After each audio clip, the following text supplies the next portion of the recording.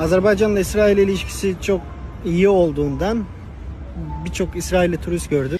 Əlbəttə ki, türk qardaşlarımız bilməyə bilər, o zaman biz qardaşlarımıza tarixi öyrədək.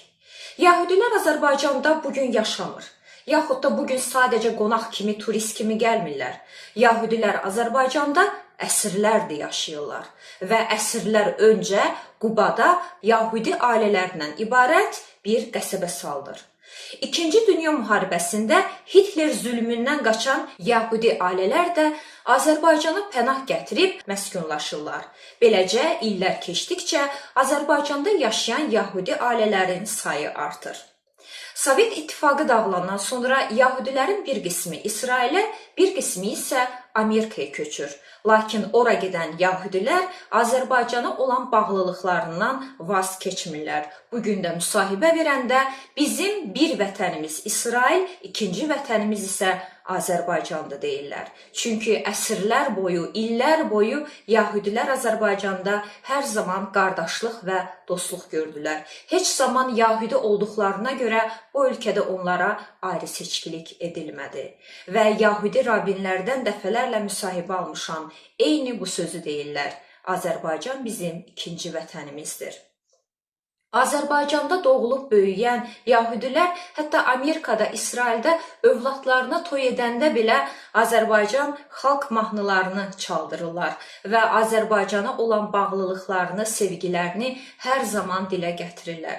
Dəfələrlə Amerikada yaşayan Yahudilər İsrail və Azərbaycan bayraqları ilə birgə erməni işğalına etiraz aksiyaları keçiriblər. Və 2-ci Qarabağ müharibəsində İsrailin Azərbaycana göstərdiyi siyasi və hərbi dəstəyi isə unutmuruq. Dünya ölkələri sustuğu bir vaxtda İsrailli politologlar Rusiya telekanallarına bağlanaraq Ermənistan Azərbaycanı işğal edib, Qarabağ Azərbaycan torpağıdır deyə müsahibələr verirdilər.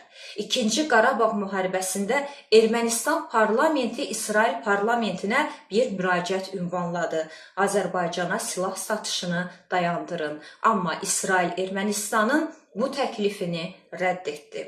İsrail rəsmiləri dəfələrlə çıxışlarında Ermənistan Azərbaycanı işğal edib ifadəsini işlədiblər. Halbuki heç bir İran rəsmisindən indiyə qədər belə bir açıqlama eşitməmişik. İran rəsmisi deyirəm, yəni məsələn prezident olsun, yaxud nazirləri olsun, bir dəfə də Ermənistanı işğalçı adlandırmayıblar. Mən mollaları demirəm. Mollalar təbii ki, öz xütbələrində arada bir Azərbaycanın lehinə bir-iki kəlmə söz deyib, sırf Azərbaycandakı aşiqlərini sakitləşdirmək üçün deyirlər, amma söhbət siyasətdən gedir. Yəni, indi türk qardaşımızın Bakıda gəlib bir Yahudi ailəsi görür, təəccüblənir. Adamın xəbəri yoxdur ki, əsrlərlə Azərbaycanda Yahudilər yaşayır. Heç bir ayrı seçkilik görmədən yaşayır. Adətən mən İsrail haqqında danışanda türk qardaşlarımız yazırlar ki, bəs Türkiyə, əlbəttə ki, əzizlər, türklər bizim qardaşımızdır, Türkiyə bizim canımız qardaşımızdır, amma İsrail isə bizim dostumuzdur. Və bu heç də o demək deyil ki, biz İsrailin Fələstinə qarşı müharibəsini dəstəkləyirik. Qətiyyən yox. Dünyanın heç bir yerində müharibə olmasın. Nə Fələstində, nə İsraildə, nə Amerikada, dünyanın heç bir yerində uşaqlar nə ac qalmasın, nə də uşaqlar ölməsin. Bütün dünyaya sülh arzu edirik.